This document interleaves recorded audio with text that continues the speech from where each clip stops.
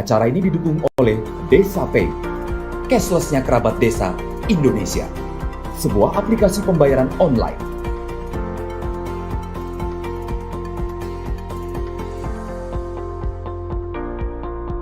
Di Desa Pay, kita akan mendapatkan update berita desa dari TV Desa.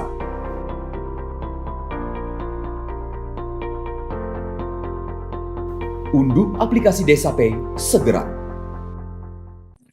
Oke, kita kembali ke narasumber. Kita berikan kesempatan untuk Bapak Abdus Somad Bukhari MSI untuk memberikan penjelasan apa sih RKP itu dan tujuannya apa sih. Silakan Bapak Abdus Somad Bukhari. Ya, terima kasih atas waktu yang telah diberikannya oleh rencana kerja pemerintah desa itu mudah. Ya, itu memang tepat dengan tema pada malam hari ini. Kenapa menyusun dokumen RKP itu mudah? Karena menyusun RKP itu sudah menjadi rutinitas bagi pemerintah desa setiap tahun. Tadi Bang Yos mengatakan bahwa sebelum munculnya Undang-Undang 6 tahun 2014, dulu diatur di Undang-Undang 32 tahun 2004 sampai dengan Permendagrinya 66 tahun 2007 itu sudah ada yang namanya RKP.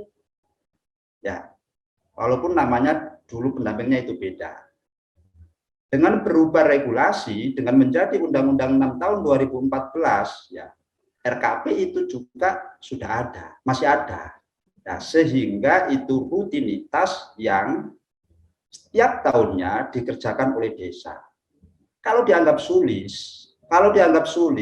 itu kan lucu, karena itu sudah menjadi rutinitas. Ya, kalau menurut hemat saya, ya, mudah tidaknya yang pertama itu adalah tergantung dari pemerintah desa itu sendiri, terlepas nanti dinamisasi ketika dalam proses penyusunan RKP itu teknis. Ya, karena pasti ada desa yang dinamis dan ada yang desa yang tidak dinamis dalam proses penyusunan RKP tersebut. Kan seperti itu. Ketika desa dalam penyusunan tersebut itu dinamis, saya yakin ya pasti nanti akan menghasilkan output yang maksimal. Karena output pembangunan akan menjadi bagus 50% itu dari proses perencanaan yang tepat yang dilakukan oleh orang tersebut. Ketika kita mau melakukan apapun, itu pasti akan ada perencanaan yang matang supaya menghasilkan output yang bagus. Sama halnya dengan desa ketika menyusun perencanaan, kan seperti itu. Kawan-kawan sekalian yang saya hormati, kita sebagai pendamping, lantas peran kita di mana ketika pada waktu penyusunan dokumen perencanaan, ya, yang namanya RKP. Ya, RKP itu adalah penjabaran tahunan dari RPJM desa. Dokumen yang harus ada di desa, dokumen perencanaan yang harus ada di desa, yang pertama itu adalah RPJM desa. Ya, masa berlakunya adalah 6 tahun yang dibuat oleh kepala desa definitif ya maksimal 3 bulan setelah dia ditetapkan sebagai kepala desa. Turunan tahunannya itu bernama RKP desa.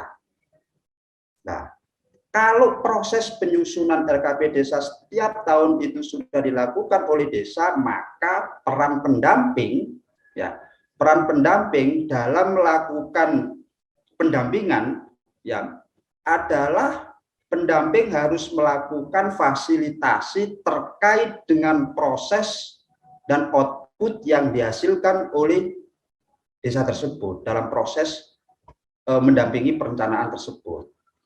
Nah, misalkan di dalam tahapan penyusunan RKP, ya, di dalam tahapan penyusunan RKP, memang kalau kita merujuk pada aturan kawan-kawan, itu ada 2 kementerian yang mengatur terkait dengan pedoman pembangunan desa, ya, terkait dengan RKP.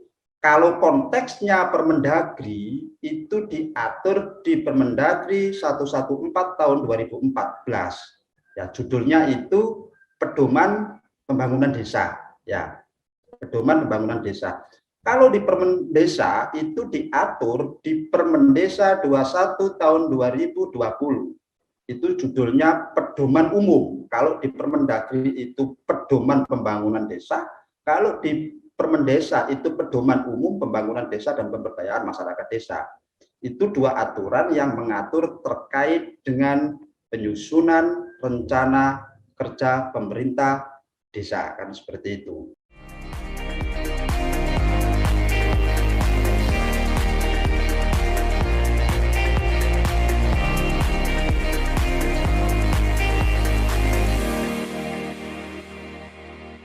Acara ini didukung oleh Desa Pay, cashlessnya kerabat desa Indonesia, sebuah aplikasi pembayaran online.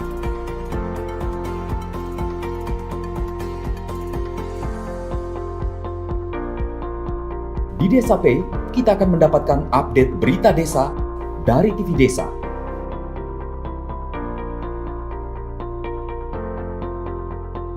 Unduh aplikasi Desa Pay segera.